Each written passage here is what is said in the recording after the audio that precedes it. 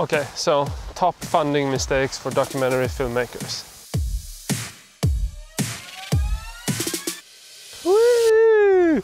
So one of the top things that I think that people do when they miss funding is that they don't get to know the funders. You either need to get to know them on a relational level, or you need to get to know the grant that you're applying for. Otherwise, how are people going to trust you in your project? People are also, they're pretty bad at like asking funders what they need and want. Like you need to ask them, like what are you trying to apply for, and ask them like what they look for, and then tweak your application to cater to that.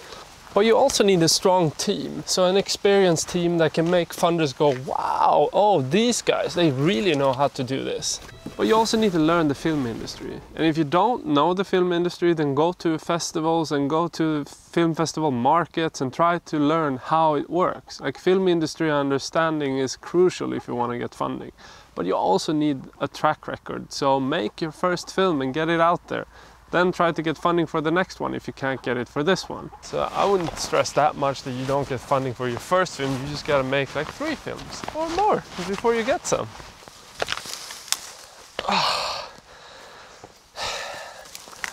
Do you see this mess? Oh. I cut all this down from the tree up there. But another thing that you should think about is building an audience. That's what this channel is about.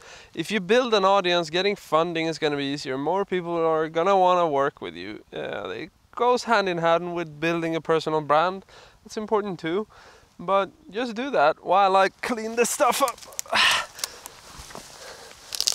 Yeah, I don't think you should rely on too much external funding either, because the more external funding you have, the less like control you have of things. So the way we do it is we try to like make our own platform or create our own platform with a YouTube channel. Once you have that, it's so much easier to do things. Like you have to build an audience in order to create a platform, but that's what I would focus on. Make something that is like totally what you want to do. But also don't think like short term, do things long term. Always long term thinking. Like taking shortcuts, it's fine and all, but do things for a long period of time and you're gonna see results. So have patience. Something that I think a lot of people forget also is that you need to spend freaking time in the film industry to understand it and to get ahead in it. So go to film festival markets, meet people, pitch people, network with people, hang out with people, work on productions. You need to be in the film industry if you want to make films in the film industry. It's just simple as that. When you do have an audience, you should think about building a platform.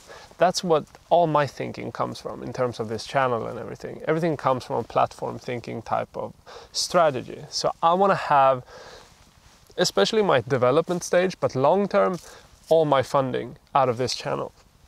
I want to fund my films myself. I want to make it profitable for me to invest in my films. So I want to try to build that platform, but the baby steps are the way to make it happen. So first you need to get a certain amount of money coming in that you can reinvest in your projects to get them developed, and then you pitch them and you get some funding in. That's where I'm at already, so that's not like an issue anymore, but before it was. It took me like 2 or 3 years to get to that stage where I actually have some money coming in through the channel. Yeah, I guess that's gonna be it for this week. So comment if you have any tips on funding, and let me know in the comment section what you think in general of these videos here. Just going about life, giving tips to people. Anyway, see you guys.